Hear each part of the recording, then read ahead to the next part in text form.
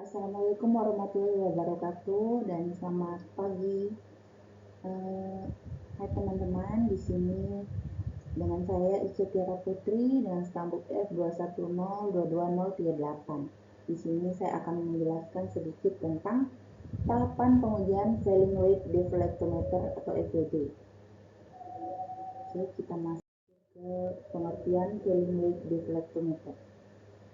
Failing Weight Deflectometer ini adalah alat yang digunakan untuk mengevaluasi kekakuan perkerasan jalan dan lapisan perkerasan secara non-destruktif. Alat ini bekerja dengan menjatuhkan beban ke perkerasan dan mengukur rendutan atau defleksi yang dihasilkan. Hasil pengukuran rendutan ini digunakan untuk menentukan kekakuan kondisi perkerasan jalan. Di sini tahapan Failing Weight Deflectometer sendiri melibatkan menjatuhkan beban tertentu pada permukaan perkerasan dan mengukur defleksi atau cekungan yang dihasilkan. Lanjutan ini kemudian dianalisis untuk mengetahui kondisi dan kekuatan struktur perkerasan.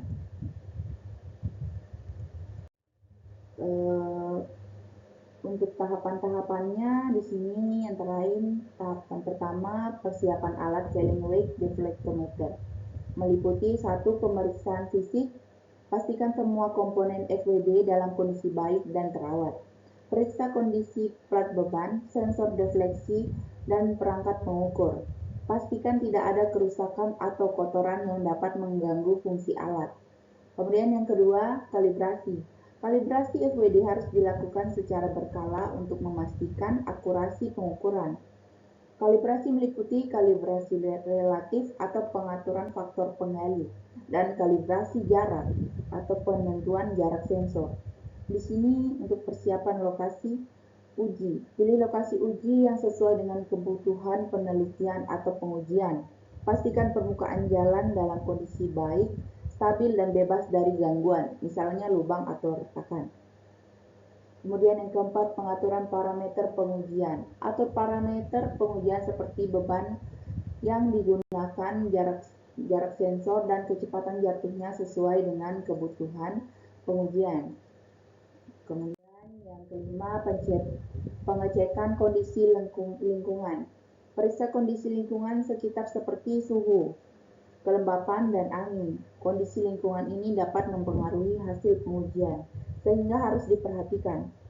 Kemudian yang keenam, persiapan logistik. Pastikan semua peralatan dan perlengkapan yang diperlukan untuk pengujian FWD tersedia dan siap digunakan. Kemudian yang ketujuh, pelatihan operator. Pastikan operator yang akan menggunakan FWD telah dilatih dengan baik dan memahami prosedur pengujian. Kemudian kita masuk ke tahapan yang kedua, penentuan titik uji Failing Weight Deflectometer. Meliputi 1. Pemilihan lokasi pengujian. Di sini pemilihan lokasi pengujian bisa dilihat representatif atau pilih lokasi yang mewakili kondisi jalan yang akan diuji. Hindari area yang memiliki kerusakan khusus, misalnya lubang atau retakan, atau perubahan kondisi yang signifikan, misalnya perubahan jenis perkerasan. Kemudian kondisi jalan, perhatikan kondisi jalan, seperti jenis perkerasan, di situ fleksibel atau rigid. Kemudian usia perkerasan dan kondisi lalu lintasnya.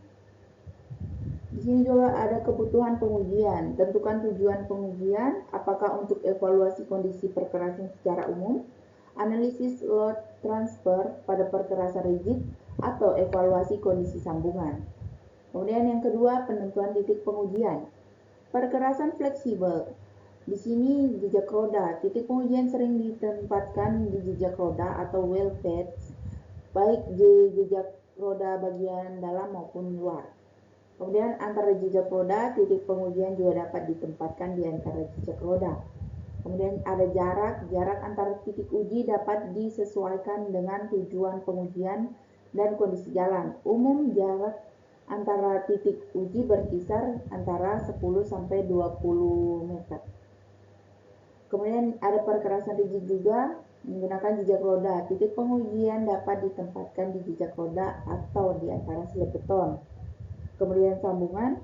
Pada perkerasan rigid, titik pengujian sering ditempatkan di sambungan join untuk untuk mengevaluasi load transfer efisiensi. Kemudian jarak antar titik uji dapat disesuaikan dengan tujuan pengujian dan kondisi jalan. Kita lanjut ke bagian 3, penentuan jarak antara titik uji. Di sini ada kondisi jalan. Jarak antara titik uji dapat disesuaikan dengan kondisi jalan. Pada jalan dengan kondisi yang relatif seragam, jarak antara titik uji dapat lebih besar atau lebih lebar ya. Tujuan pengujian, jarak antar titik uji juga dapat disesuaikan dengan tujuan pengujian. Misalnya untuk evaluasi kondisi perkerasan secara umum, jarak antara titik uji dapat lebih lebar dibandingkan dengan evaluasi kondisi sambungan. Kemudian jarak standar. Di sini jarak antara titik uji yang umum digunakan adalah 10-20 meter. Kemudian yang keempat, penerapan FWD tersebut yaitu pengujian beban jatuh. FWD menerapkan beban dinamis ke permukaan perkerasan dengan menjatuhkan beban. Kemudian pengukuran lanjutannya gunakan sensor defleksi atau geopon, mengukur lanjutan atau defleksi yang terjadi pada permukaan perkerasan akibat beban jatuh. Kemudian analisis data. Data lanjutan yang diperoleh kemudian dianalisis untuk menentukan perkerasan, efisiensi load transfer, dan parameter lainnya. Di sini ada contoh untuk alat FWD tersebut ya. Di sini ditentukan dulu titik ujinya di mana. Seperti contohnya ini di jalan aspal ya atau fleksibel. Untuk itu sekarang kita masuk ke tahapan ketiga, penerapan beban falling weight deflectometer. Falling weight deflectometer ini bekerja dengan menjatuhkan beban tertentu ke permukaan jalan dan mengukur lanjutan atau perubahan bentuk yang terjadi. Bisa kita lihat di sini setelah dijatuhkan beban akan menerus ke bawah permukaan perkerasan ya. Kemudian kita lihat penerapan beban yang dapat dilakukan dengan cara menjatuhkan beban dinamis dari ketinggian yang telah ditentukan pada permukaan perkerasan. Kemudian beban dinamis ini menstimulasikan beban roda kendaraan yang bergerak. Kita masuk ke tahapan keempat, pengukuran defleksi falling weight deflectometer atau FWD tersebut adalah metode non-destruktif untuk mengevaluasi kekakuan perkerasan jalan. FWD menjatuhkan beban ke permukaan jalan dan mengukur lanjutan yang terjadi, yang memberikan informasi tentang kondisi struktur, perkerasan, dan kemampuan untuk menahan beban lalu lintas. Proses pengukurannya diantara lain: 1. FWD ditempatkan di lokasi yang akan diukur, biasanya di permukaan jalan yang akan dinilai. Kemudian yang kedua, FWD menjatuhkan beban ke permukaan jalan. Beban ini dirancang untuk menstimulasikan beban ke roda kendaraan. Kemudian yang ketiga, sensor pada FWD mengukur lanjutan permukaan jalan yang terjadi akibat beban yang jatuh. Kemudian yang keempat, lanjutan dianalisis untuk menentukan kekakuan perkerasan jalan, kapasitas struktural, dan kondisi perkerasan secara keseluruhan. Kita masuk ke tahapan yang kelima, yaitu analisis data falling weight deflectometer. Data FWD memberikan informasi tentang kekakuan, ketebalan, dan kondisi lapisan perkerasan, membantu dalam menentukan kebutuhan perbaikan atau pemeliharaan. Di sini ada langkah-langkah analisa data FWD, antara lain 1. Pengambilan data FWD meliputi defleksi atau lanjutan pada berbagai titik pengukuran yang diperoleh dari sensor yang ditempatkan pada permukaan jalan. Data juga mencakup besaran beban dan kondisi lingkungan saat pengukuran. Kemudian yang kedua, data defleksi dianalisis untuk memahami bentuk lanjutan yang dihasilkan, yang menunjukkan kekakuan perkerasan. Yang ketiga, data dari defleksi, modulus permukaan perkerasan dapat dihitung. Modulus ini merupakan ukuran kekakuan perkerasan dan membantu dalam perencanaan atau pemeliharaan.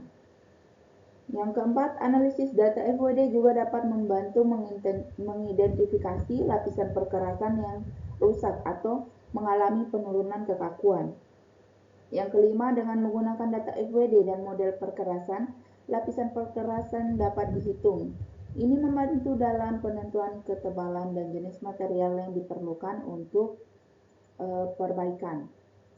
Yang keenam, hasil analisis FWD diinterpretasikan untuk menentukan kondisi perkerasan, kebutuhan perbaikan, dan strategi pemeliharaan yang tepat.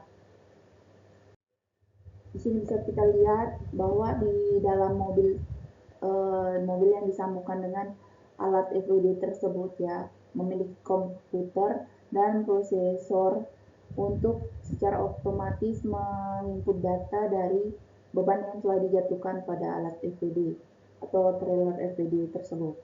Nah, di situ nanti kita akan menyambungkan USB ke komputer kita, kemudian secara otomatis di situ nanti data dari FWD akan masuk ya. Nah, lihat ini contoh datanya. Baiklah, kita masuk ke kesimpulan. Alat FWD bersifat non-destruktif, artinya tidak merusak perkerasan selama proses uji. Kemudian metode FWD juga efektif untuk mengevaluasi kondisi struktural perkerasan jalan karena dapat mengukur defleksi secara cepat dan akurat. Kemudian hasil uji FWD dapat membantu insinyur jalan menentukan strategi perawatan dan perbaikan perkerasan jalan yang optimal.